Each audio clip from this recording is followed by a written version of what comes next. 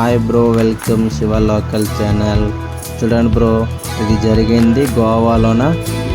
ఏం జరిగిందంటే ఉదయం అంటే నైట్ మొత్తం వదిలేశారు. ఉదయం కల్లా ఏం జరిగిందంటే అక్కడ బోట్ అలా నైట్ మొత్తం వర్షం కురవడం వల్ల అలా కొంచెం కిందకి వెళ్ళింది. గాలి ఇవన్నీ రాగానే వాళ్ళు జారిపోయాను, కింద పడిపోయింది. కింద పడిపోవడమే ఓడి మొత్తం మునిగిపోయింది.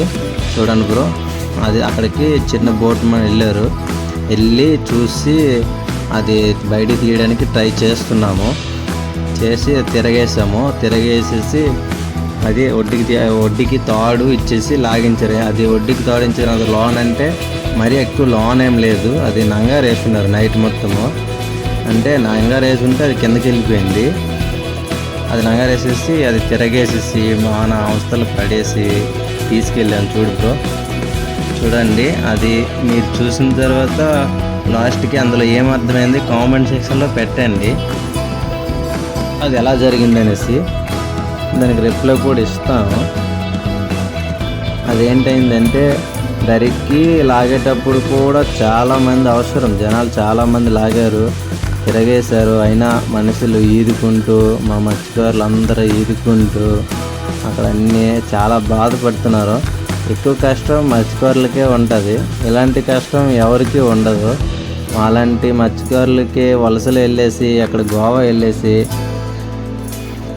వెళ్ళేసి అలాంటి అంత కష్టపడతాం.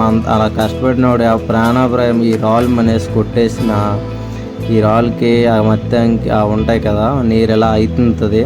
ఆ రాళ్ళు పక్కకు వస్తే రాళ్ళు గీసేస్తావి, అలా తెరలిరుతుంది అలా గీసేసినాక పెద్ద గాయాలు అవుతాయి. ప్రాణాపాయంకి ఆయమని చూడండి, తాడు ఎలా లాగిస్తున్నాము అందరూ చూస్తున్నారు. అప్పటికి ఇంక వర్షం వస్తూనే ఉన్నది, భారీ వర్షాలు అక్కడ.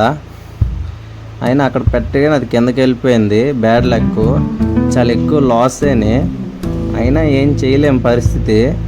అప్పుడు నైట్ ఎవరు చూడలేదు.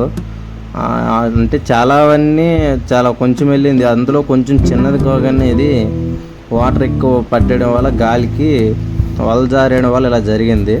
లేకపోతే ఇలా జరిగేదే కాదు. అంటే ఎన్నో సంవత్సరాలండి అక్కడే ఇలా చేస్తున్నారు, కానీ ఎప్పుడు ఇలా అవ్వలేదు. బై మిస్టేక్ దేవుడు రాసి పెట్టలేదు కాబట్టి అతనికి అలాగ అయ్యింది అనుకో.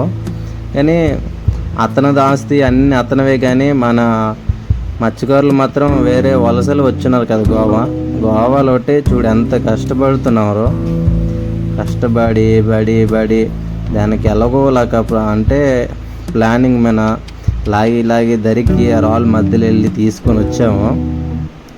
చూడండి, ఆ ఇంజిరము తాడు అన్నీ మునిగిపోయినాయి. ఆబేష్ ఇంజిరము దీనికి ఏమంటారంటే ఓడి అంటారు. కొంచెం తెలియని వాళ్ళకి చెప్తున్నాను, దీనికి ఓడి అంటారు. ఈ ఓడికి తాళ్ళు కట్టేసి లాగడానికి కూడా అంటే అక్కడ ఒక తరాలు వేస్తే కానీ మీదకి రావు అవి. అంతే భుజం పెట్టేసి ఎత్తడం అలా చేయలేము, అలా లాగడమే. దానికి కింద కర్రలు పెట్టేస్తే మీదకి వచ్చేస్తాయి. కింద ఏరియా ఉంటుంది దానికి. ఆ ఏరియా వల్ల అక్కడ ఎత్తడానికి కొంచెం కష్టపడేసి అది నీటిలో నంగారు పెడతారు. ఆ ఏరియాలోన అక్కడ ఎత్తున్నారు, చూసావా? అక్కడ ఎత్తున్నారు. ఆ ఎత్తుందంటే కింద కర్రలు పెట్టేస్తే మీదకి లాగారు. అది అల్లపోనివి అవి. వేటకెళ్ళే మాత్రం నంగారులు అవి పెడతారు. చూడు ఎంతమంది లాగుతున్నారు, 2 తాడులు వేసి లాగుతున్నారు. చూడండి బ్రో, ఎంత కష్టమో. మా మత్స్యకారులు ఎక్కడున్నా కష్టపడతారు, ఎక్కువ కష్టజీవులు. ఎక్కడికి వెళ్ళా కష్టపడతారు. ఈ కష్టజీవుల్లోనే ఏం జరిగినా గోవాలు చూసుకోవాలి. కానీ ఎంతోమంది చనిపోతున్నారు, అన్నీ జరుగుతున్నావు. కానీ మా విద్య అది కాబట్టి చేస్తున్నాము. మరి తప్పదు కదా, చనిపోయిన వాళ్ళు చనిపోతుంటారో, చేసేవాళ్ళు చేస్తుంటారో. మాలాంటి వాళ్ళకి ఏం జాబులు ఉండవు, ఎందుకంటే మేము కష్టజీవులం కాబట్టి. మాకు చిన్నప్పటి నుండి చదువు వాళ్ళకే జాబులు ఉండవు మా ఏరియా వాళ్ళకి. అందుకే మేము వలసలు వెళ్ళిపోతుంటాం ఎక్కడెక్కడికోని. ఇక్కడ గోవా వెళ్తారు, చెన్నై వెళ్తారు, మంగళూరు వెళ్తారు, తూతుగూడ వెళ్తారు, మల్పి వెళ్తారు, ఎక్కడెక్కడికో వెళ్తారు. ప్రస్తుతానికైతే ఇక్కడ గోవాలో ఉన్నారు మా మత్స్యకారులు. నేను కూడా గోవాలో ఉన్నాను ప్రస్తుతానికి, వాళ్ళతో పాటే ఉన్నాను. కాకపోతే నేను నీటిలో లేను, బయట ఉన్నాను. నేను కూడా వేటకెళ్ళి అన్నీ చూపిస్తాను. ఇంకో వీడియోలో వేటకెళ్ళినవి కూడా ఉంటాయి. నా యూట్యూబ్ ఛానల్లో చూస్తే వ్యాట్లో ఉన్నట్టు కూడా ఆ వీడియోలు కూడా ఉంటాయి. చూసి లైక్ చేయండి, షేర్ చేయండి, సబ్స్క్రైబ్ చేసుకోండి. మళ్ళీ ఇంకాను మీకు వీడియోలు కావాలంటే ఇంకా పెడతాను మీకోసం వీడియోలు. చూడండి, ఇంకా మన ఆంధ్రాలో వీడియోలు కూడా చేసి పెడతాను. మన ఆంధ్రాలోన శ్రీకాకుళం డిస్టిక్ కూడా వీడియోలు చేసి పెడతాను.